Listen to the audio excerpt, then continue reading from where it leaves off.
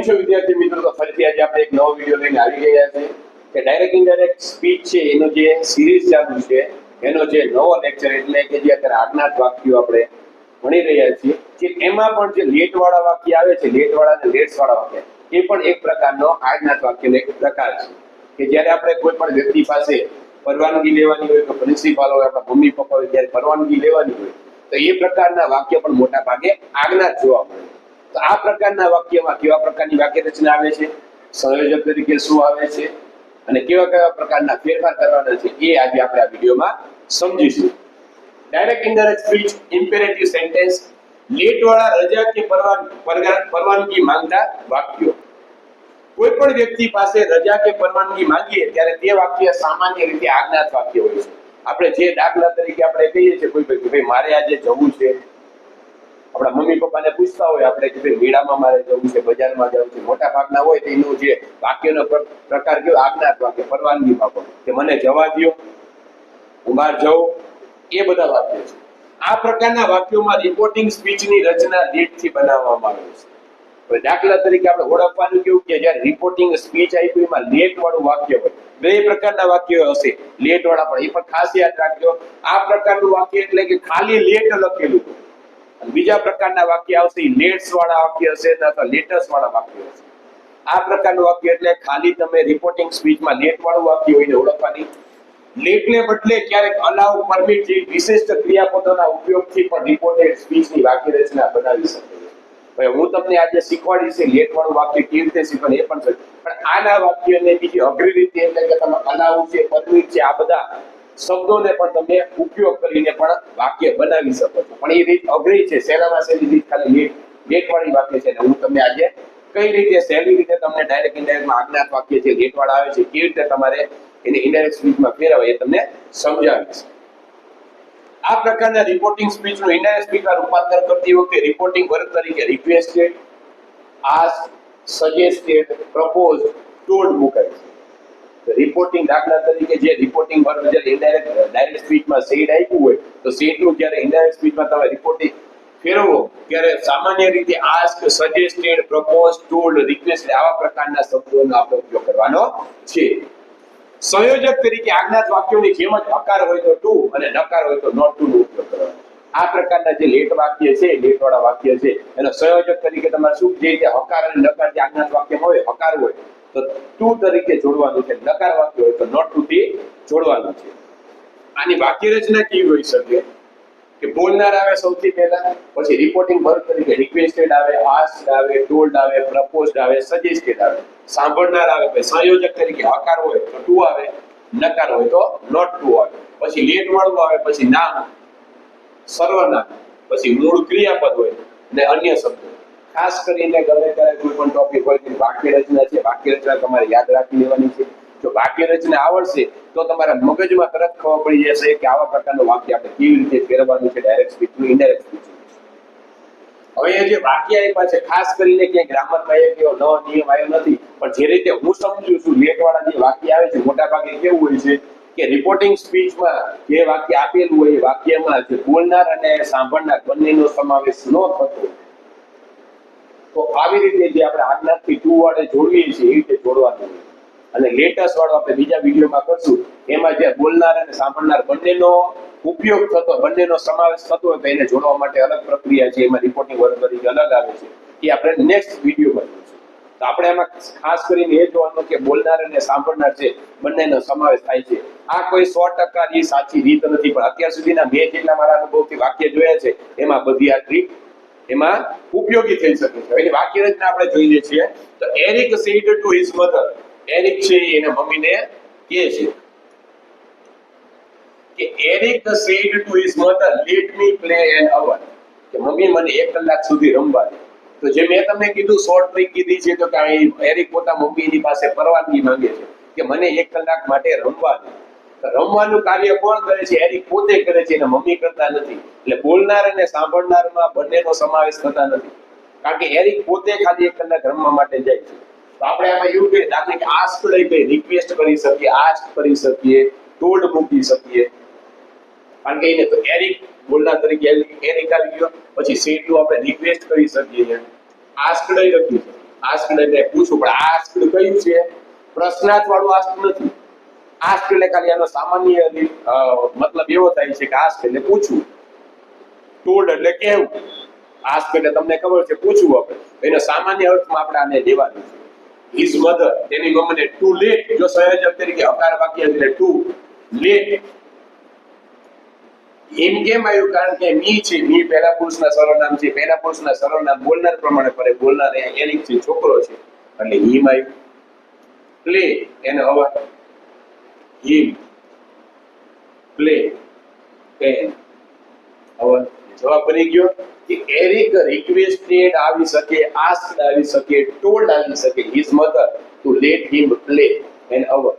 બોલનાર આવી ગયો reporting verb તરીકે, રિક્વેસ્ટેડ એ ટોલ્ડ આવી ગયું, કે સાંભળનાર આવી ગયું, સંયોજક તરીકે ટુ આવી ગયું. કારણ કે હકાર વાક્ય હોય આજ્ઞા દીધો તો ટુ આવે, નકાર વાક્ય હોય તો નોટ ટુ આવે. અને પછી જે રીતે જે ફેરફાર થાય, લેટ વાળો લેટ આવી ગયું, પછી જે ફેરફાર થતા એ આપણે કરવાના. આની પહેલાના જે હકાર અને નકાર આપણે જોતા હતા એમાં લેટ નો ઉપયોગ થતો નતો.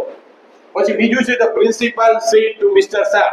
આપણે છે મિસ્ટર શાહ અને અલ્પેશ શાહ, કે શ્રીમાં પ્રિન્સિપાલ અલ્પેશ શાહને એવું કીધું કે late the children go early, કે બાળકો છે બાળકોને વહેલા જવા દો. કોઈ પ્રસંગ હોય અથવા દાખલા કે વધારે એવો વરસાદ પડતો હોય કે જેથી બાળકોને કોઈ મેળો હોય તો મેળામાં આપણે એમ કહીએ કે બધાને જવા દો, ગામમાં મેળો હોય તો બધાને વહેલા આજે જવા દો, અથવા કોઈ મીટિંગ થવાની હોય તો વહેલા છોડી મૂકતો. એટલે શું કહે છે અહીંયા? આસ્ક એટલે પૂછવું નથી વાત કરતા, શું કહે છે? કહેવાની વાત કરે છે. કે પ્રિન્સિપાલે શું કીધું? કે મિસ્ટર શાહને કીધું, બોલનાર આવી ગયા, રિપોર્ટિંગ વર્ક આવીને કીધું. શું કીધું? કે ટુ લેટ, જો આવી ગયો ટુ જોડવાનું, to let the children go early, એને વહેલા જવા દો. આપણે એમાં કીધું હતું કે ભાઈ કાળનો ફેર, કારણ કે એક જ વાક્ય છે એટલે કાળનો ફેરફાર નથી. તમારા મનમાં એમ આવ્યું કે કાળમાં આમાં સર્વનામમાં ફેરફાર થાય છે, પણ કાળમાં કેમ નથી?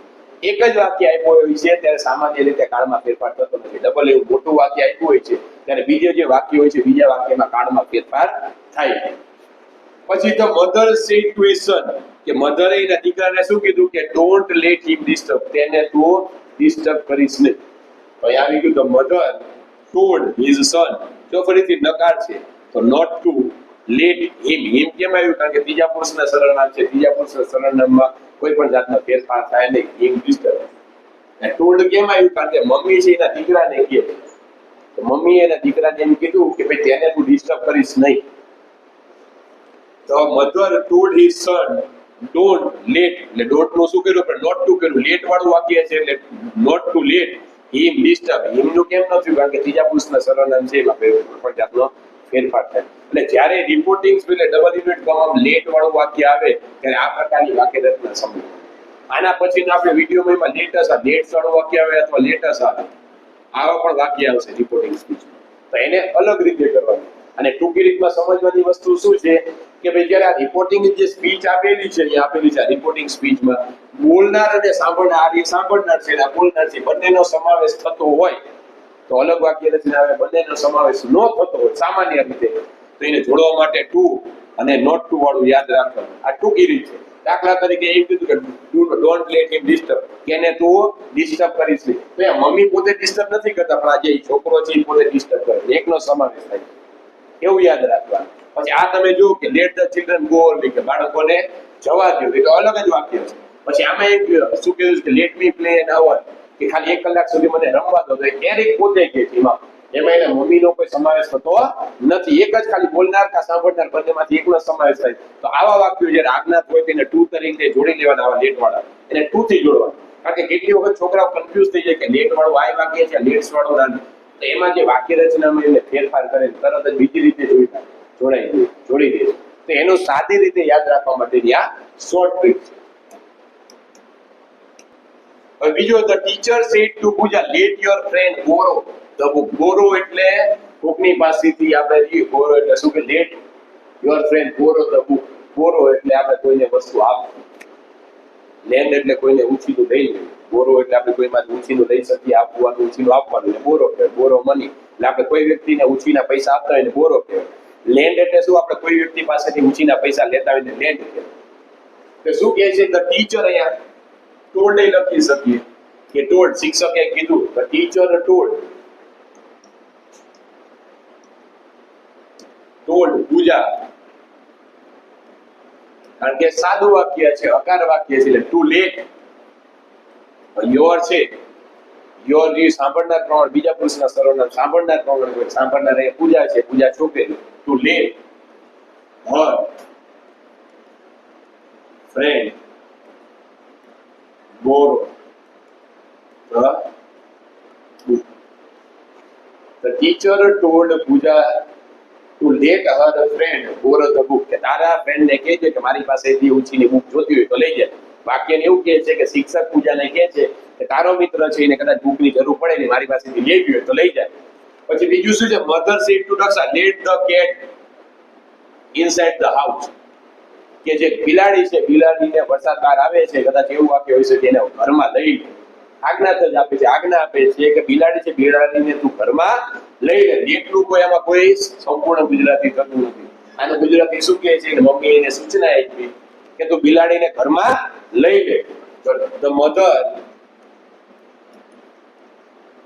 આસ્કડ આવી કીધું હોય, ટોલ્ડ લખી શકીએ. Told Daksha to let the cat inside the house.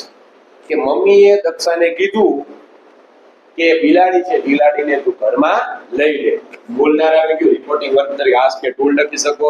સાંભળનાર આવી ગયું જોડવા માટે ટુ, સંયોજક તરીકે ટુ આવ્યું. પછી લેટ વાળું વાક્ય to let the cat inside the house. પછીનું વાક્ય the instruction said to Hina.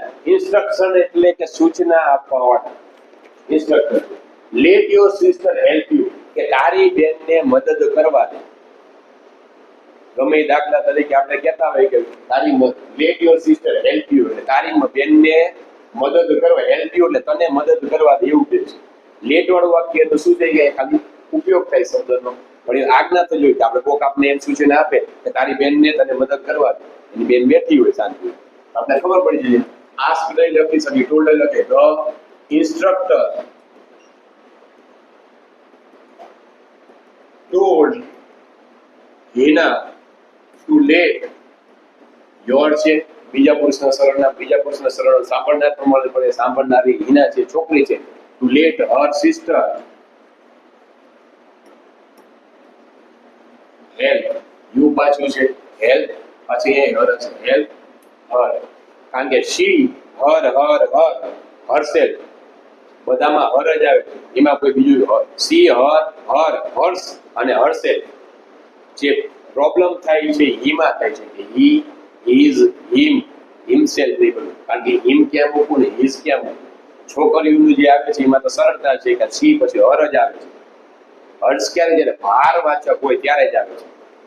પછી બીજું તો principal said to Archana let the students leave early. કે પ્રિન્સિપાલે અર્ચનાને કીધું, નામની છોકરી હોય એને કીધું કે ભાઈ આજ વિદ્યાર્થીઓને વહેલા આજે લીવ એટલે છોડી દો અથવા જવા દો. ભાઈ આસ્કડ આવી શકે, ટોલ્ડ આવી. ધ પ્રિન્સિપાલ બોલનાર, પછી ટોલ્ડ અથવા આસ્કડ આવી ગયું. આ asked Archana to let the students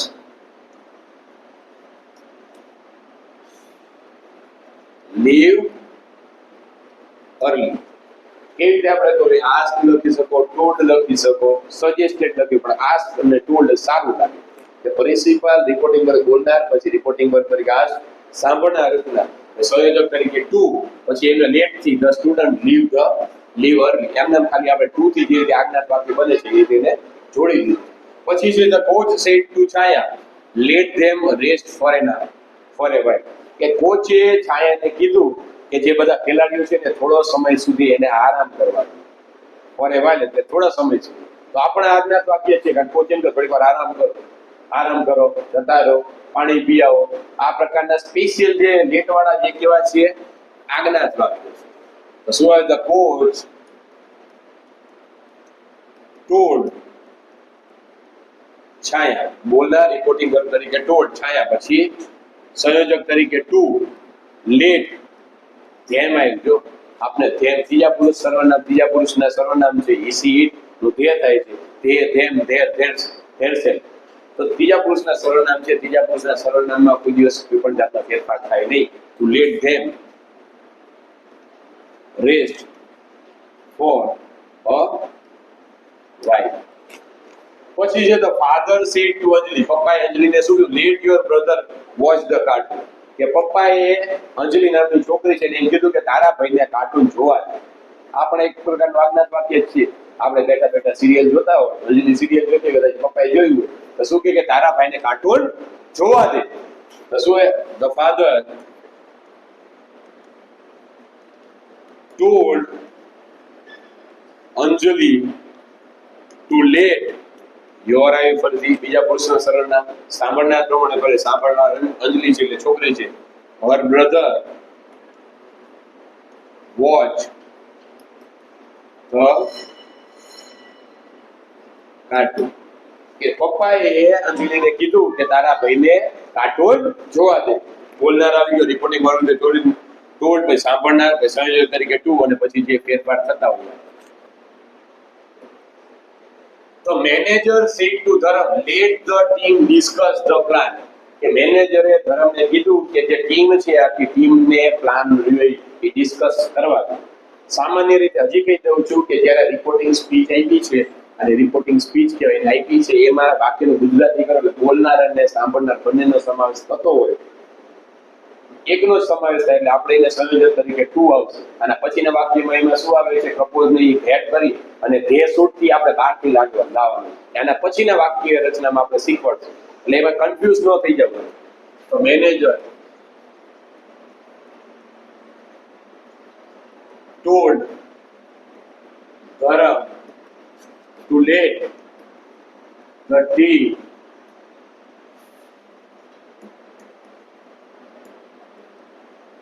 discuss the plan. કે મેનેજરે ધરમને કીધું કે આખી ટીમ છે, ટીમને એની રીતે પ્લાનને ડિસ્કસ કરવા દે. પછી doctor said to Vinay late the patient relax. ડોક્ટરે વિનયને કીધું કે જે પેશન્ટ છે, દર્દી છે, એને તે આરામ કરવા દે, રિલેક્સ થવા દે. આપણે એક પ્રકારનું વાક્ય છે. તો આમાં રિલેક્સ થવાની વાત કોની છે? દર્દીની છે. આમાં ડોક્ટરનો અને વિનયનું, વિનય કદાચ એને ડિસ્ટર્બ કરતો હોય તો આવું કહી શકે, પણ આમાં ડોક્ટરનો કોઈ સમાવેશ થતો નથી. એટલે શું હવે આસ્ક નહીં, હવે ટોલ્ડ આવે. તો doctor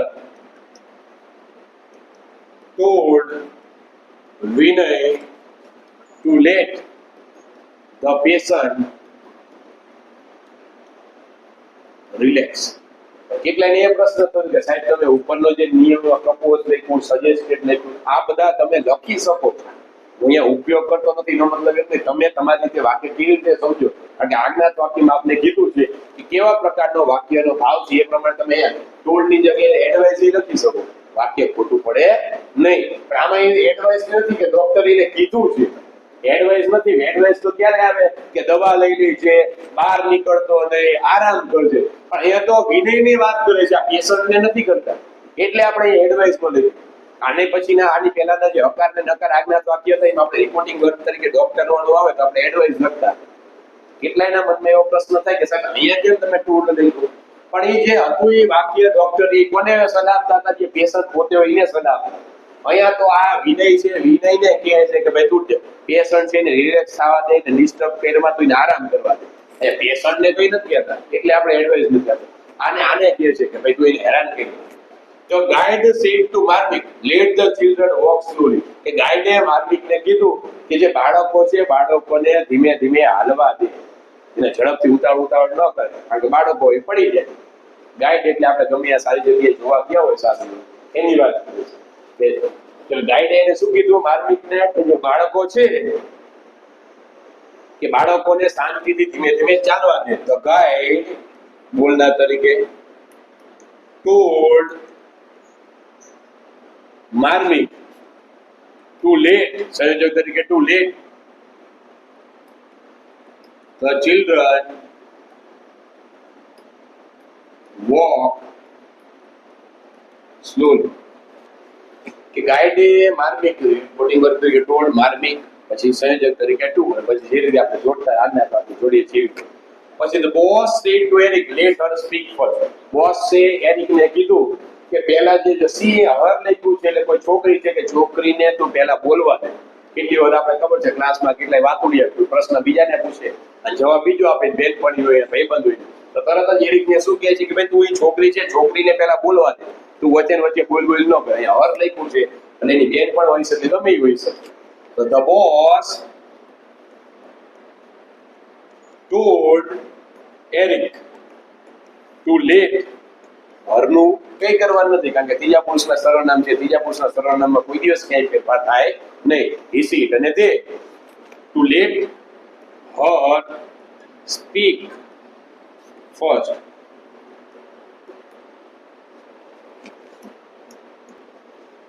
The nurse said to Shilpa, let the boy sit down. કે નર્સે શિલ્પાને કીધું કે જે છોકરો છો એ છોકરાને બેસવા દે.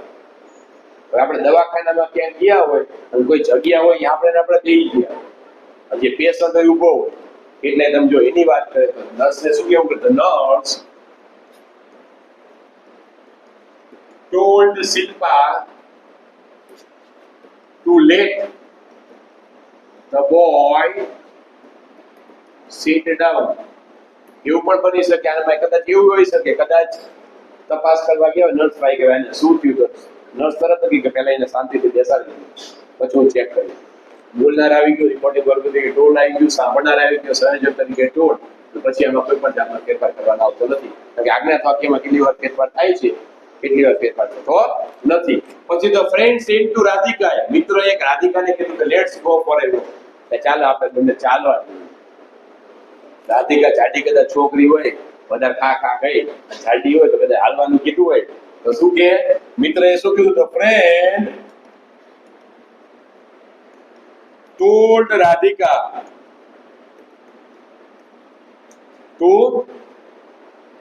આ લેટ્સ વાળું વાક્ય છે. જો આ વાક્ય લે આમાં લેટ્સ કીધું છે એટલે આ વાક્ય રહ્યું ને આ પ્રમાણે નથી, આ વાક્ય રહ્યું ને બીજો પ્રકાર છે. એ તમને અહીંયા કદાચ બની દઉં, કારણ કે let's go for A walk છે એટલે આમાં બોલનાર અને સાંભળનાર બંનેનો સમાવેશ થાય છે. એટલે આના પછીના જે વિડીયોમાં હું ભણાવીશ એ પ્રકારનું વાક્ય છે. તો આમાં કેવી રીતે ફેરફાર થાય તમને અત્યારથી સમજાવી દઉં છું.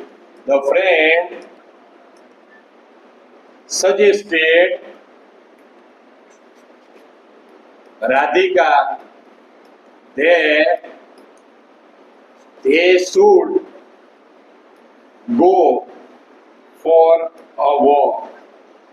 આ પછીના વાક્ય છે આપણે બીજી વાર સમજવું કે રિપોર્ટિંગ વર્ક તરીકે સજેસ્ટેડ આવે, સંયોજક તરીકે ધેટ આવે અને બહારથી ધે શુડ આપણે લાવવું પડે.